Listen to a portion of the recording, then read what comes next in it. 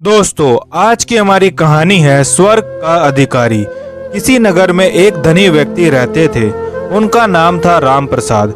राम प्रसाद जब बूढ़े हो गए तो एक दिन उन्होंने मन में सोचा, सारा जीवन पैसा कमाने में ही खप गया। अब तक दान धर्म और पुण्य का कोई काम नहीं किया, इसलिए मरने से पहले कुछ करना चाहिए।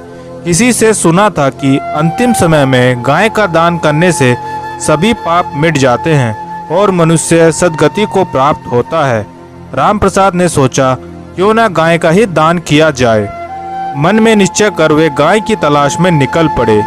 एक गुर्जर के पास गाय भी मिल गई, लेकिन सौदा नहीं पटा।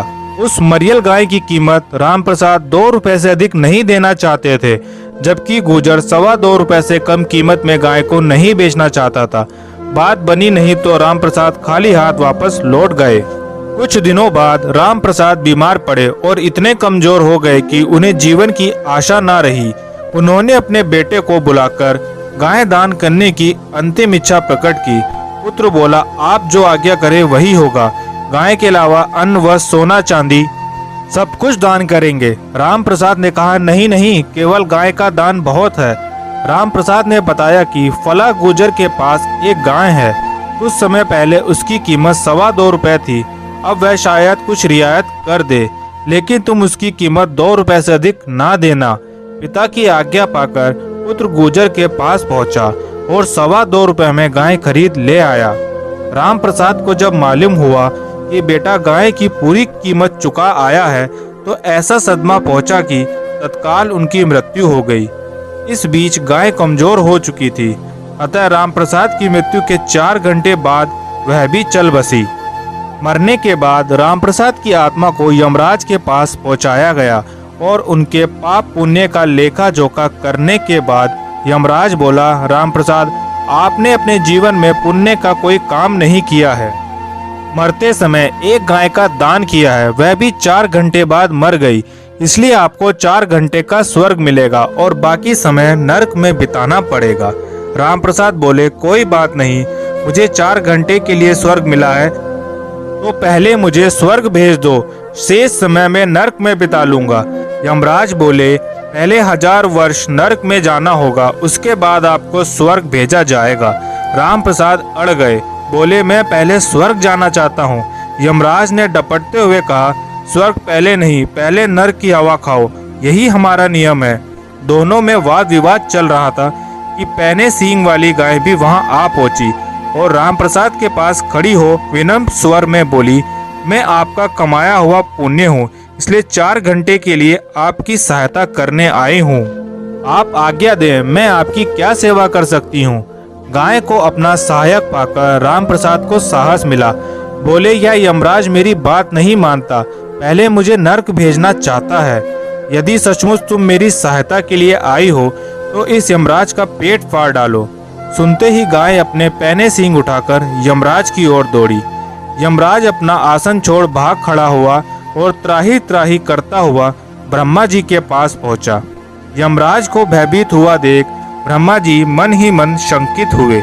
यमराज ने अपने भय का कारण उन्हें बताया और अपनी रक्षा के लिए हाथ फैला दिए। इस बीच गाय के साथ राम प्रसाद भी ब्रह्मा जी के सम्मुख उपस्थित हो गए। ब्रह्मा जी ने बड़े शांत भाव से राम प्रसाद को समझाया कि हमारे नियम के अनुसार पहले आपको नरक में ही जाना होगा। प्राणी के पापों का प्रायश्चित जब तक हो जाता है तब तक वह स्वर्ग का अधिकारी बनता है, इसलिए पहले नरक में जाइए। राम प्रसाद अपनी बात पर अड़े थे, बोले, यह नहीं होगा, मैं पहले स्वर्ग भोगना चाहता हूँ। ब्रह्मा जी ने क्रोध में आकर डपट दिया, तुम्हारे लिए हम अपने नियमों का उल्लंघन नहीं कर सकते। जीवन में तुमने थोड़ा सा पुण्य किया है और 4 घंटे के लिए स्वर्ग की प्राप्ति कर सके हो, जबकि हमारे पास ऐसे जीवों की कमी नहीं है जो जीवन भर पुण्य कमाते रहे। उन्हें भी पहले नरक में ही भेजा जाता है, बाद में स्वर्ग की प्राप्ति होती है, इसलिए पहले नरक जाओ। बात बढ़ी तो राम प्रसाद ने गाय की तरफ देखा और बोला, यह दुष्ट भी मेरी बात नहीं सुनता, इसलिए जरा इसकी भी खबर लेना। ब्रह्मलोक में हलचल मच गई। अपनी रक्षा के लिए ब्रह्मा भी त्राही त्राही करते हुए विष्णु लोक पधारे और सारा वृतांत कहा सुनाया। विष्णु जी ने राम प्रसाद से वही निवेदन किया, बोले, यह संभव नहीं हो सकता। नियमों का पालन देवता और दानव दोनों के लिए जरूरी है। इनकार करने पर रामप्रसाद ने विष्णु महाराज की मरम्मत करने के लिए गाय को आदेश दिया।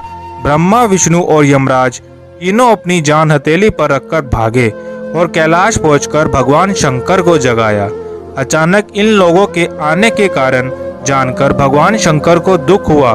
उन्होंने भी रामप्रसाद को वही निर्णय दिया जो यमराज, ब्रह्मा और विष्णु दे चुके थे।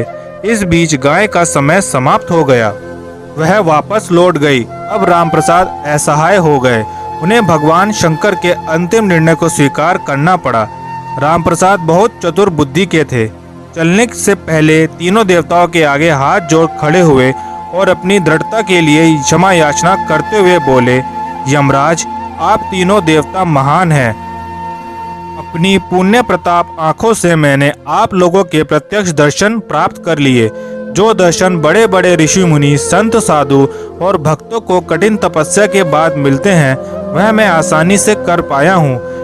कहते हैं आपके दर्शन से ही पापी मनुष्य भी पुण्य का भागी बन जाता है और उसके दुख, दरिद्र, रोग, शोक सभी नष्ट हो जाते हैं। अगर यह बात सच है तो आपके दर्शन करने के बाद अब मेरे कौन से पाप बच गए हैं जिनके कारण मुझे नर्क जाना जरूरी है।